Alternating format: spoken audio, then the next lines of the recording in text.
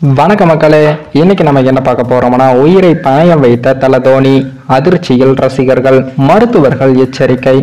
அதாவது டெல்லி அணிக்கு எதிரான போட்டியில் சிஎஸ்கே அணியின் தல தோனி அவர்கள் இடதுகாலில் ஏற்பட்ட காயத்துடன் களமிறங்கி பேட்டிங் செய்தது தெரிய வந்து உள்ளது. டெல்லி அணிக்கு எதிரான போட்டியில் சிஎஸ்கே அணி தோல்வியை சந்தித்து உள்ளது. இருப்பினும் இந்த போட்டியில் கடைசி நேரத்தில் களமிறங்கிய நட்சத்திர வீரர் தல தோனி அவர்கள் 16 பந்துகளில் 3 சிக்சர்கள் 4 பவுண்டரி உட்பட 37 ரன்களை விளாசி அசத்தினார். தோல்வி உறுதி என்று தெரிந்த பின்னரும் தோனி ரசிகர்களுக்காக ஆடிய ஆட்டம் நிகழ்ச்சியை ஏற்படுத்தியுள்ளது. இதற்கிடையில் தான் விசாகப்பட்டினம் மைதானத்தில் நடைபெற்ற போட்டியில் தோனி அவர்கள் பங்கேற்பது சந்தேகம் என்ற தகவலும் வெளியானது.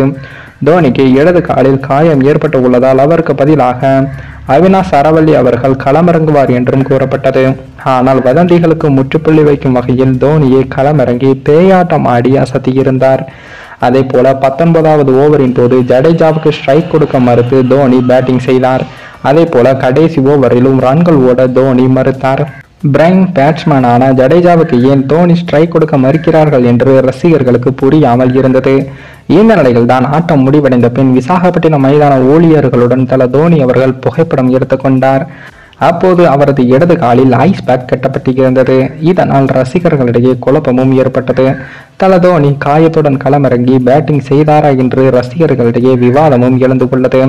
இந்த நிலையில் தான் சிஎஸ்கே அணி தனது இன்ஸ்டாகிராம் பக்கத்தில் தோனியின் காலில் ஐஸ் பேக் கட்டப்பட்டு நடப்பதற்கு சிரமப்பட்டு ஓய்வறை செல்லும் வீடியோவை வெளியிட்டு உள்ளது.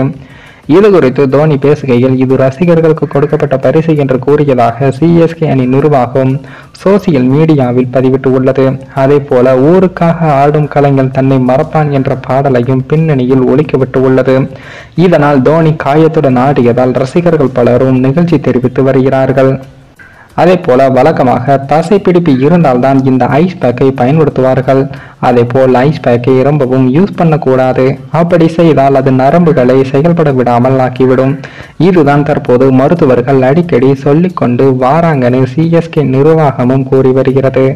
மேலும் இந்த வீடியோ ஏதோ ஒரு விதத்தில் உங்களுக்கு பிடித்திருக்கும் என்று நினைக்கிறேன். நம்ம சேனலுக்கு புதிதாக வீடியோ பார்க்கிறீர்கள் என்றால் மறக்காமல் சப்ஸ்கிரைபர் செய்துவிட்டு பாருங்கள். இன்னொரு வீடியோவில் சந்திக்கும் வரை நான் உங்கள் தமிழ்.